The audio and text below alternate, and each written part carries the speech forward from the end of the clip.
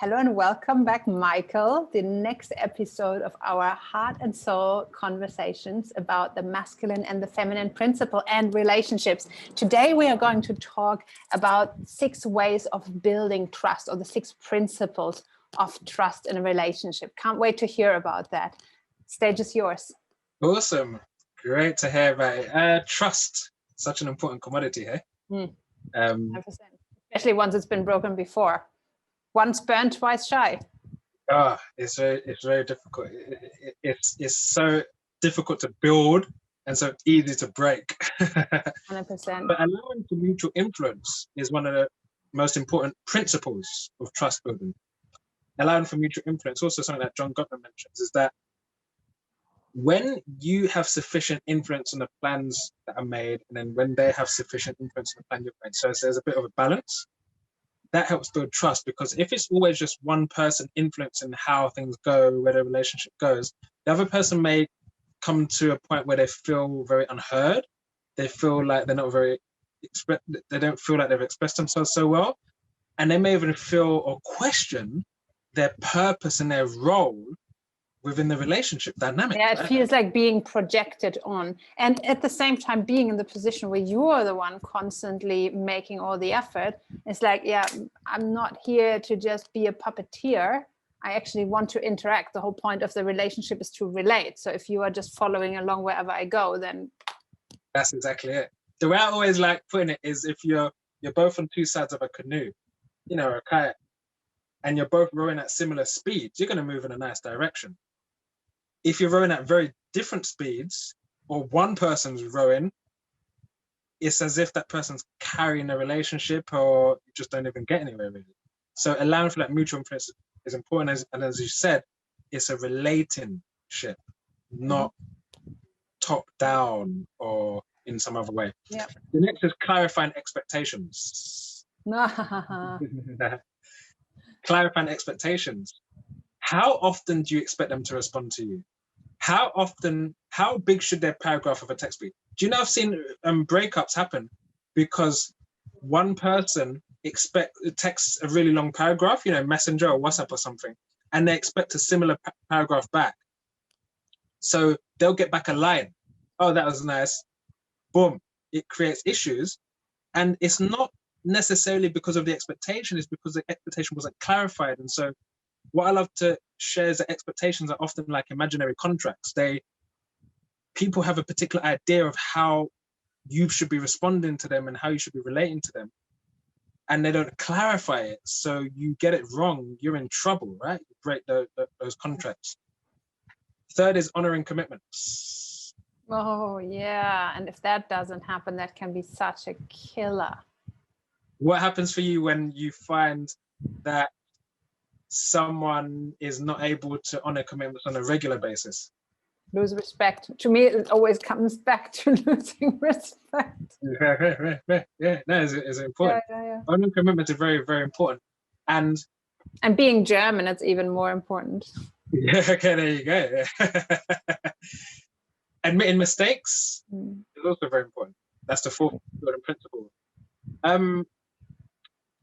Admitting mistakes, because what that does is, it first of all means that you're independent of people's perception of you. You're not trying to act in a way. Now, it's not that we shouldn't be lovable or likable characters, of course. Yeah. But you're not trying to act in a way just to look good. You see the point? And you're so caged and trapped by wanting to create a certain impression of you or of yourself that you can't admit to a mistake. When you admit to mistakes, it actually shows that you're very strong. It shows that you're, right? It seems ironic, but it shows you're a very strong person because you're willing to expose your limitations. That's the strength of someone strong. Someone who has low self-esteem, they never want you to know about their limitations. Yeah, for sure. It took for me like a really good friend of mine to work with me. And then for me, a couple of times to overstep the line and see the hurt in their face, where I really learned like I'd so much more value that person and having them around me and being close to them than I value my being right or wrong. I think content-wise, I might have even been right a wrong time, and I still chose to apologize just for the hurt caused by my reaction to something that they were doing. And it really drove home the point for me that it's actually not as much of a big deal to apologize and say you're wrong. Like by dropping the arms and dropping the armor, you create a really strong bond and connection again. And I'm much more willing to do that now in the last few years than I used to be, because this whole disarming and knowing that it's a level of vulnerability as well, to admit that you've done wrong or admit that you've hurt the other person. And that vulnerability actually increases connection in a relationship, because it increases trust, actually. 100%. And it actually indicates that you're very secure, right? It indicates that you're a secure person, that you can admit a mistake, but also do the fifth principle, which is try to amend mistakes. That's the fifth one. So admitting a mistake is incredible and important and special and necessary, but then you also have to try to repair it.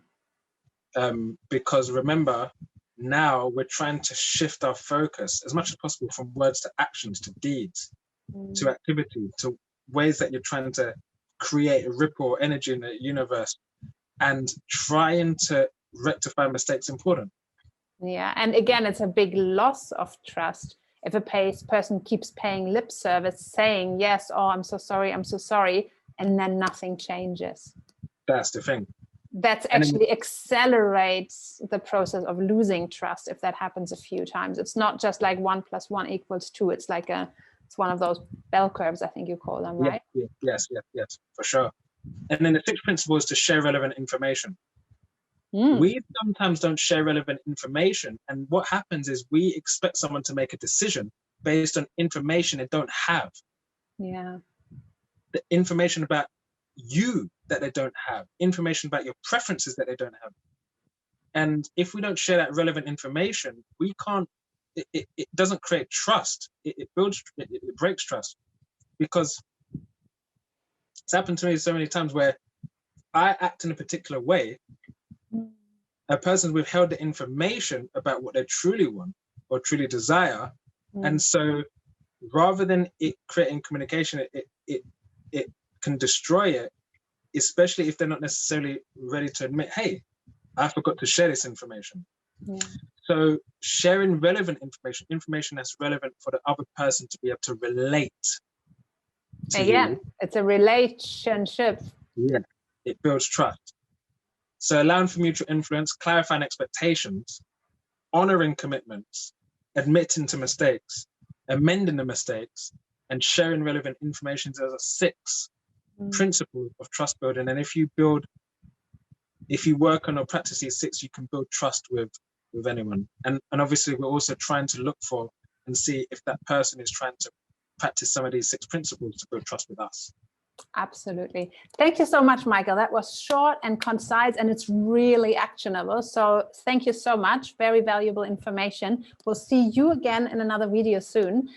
If you have loved this content, dear friends, if you have watched this video and you're loving hearing Michael's wisdom on masculine, feminine, and on relationships, then please follow our channel. We'll do more interviews with him soon, and ring the bell button so that you get notified when we are publishing new content. All the best for you. Happy relationships, and see you again soon.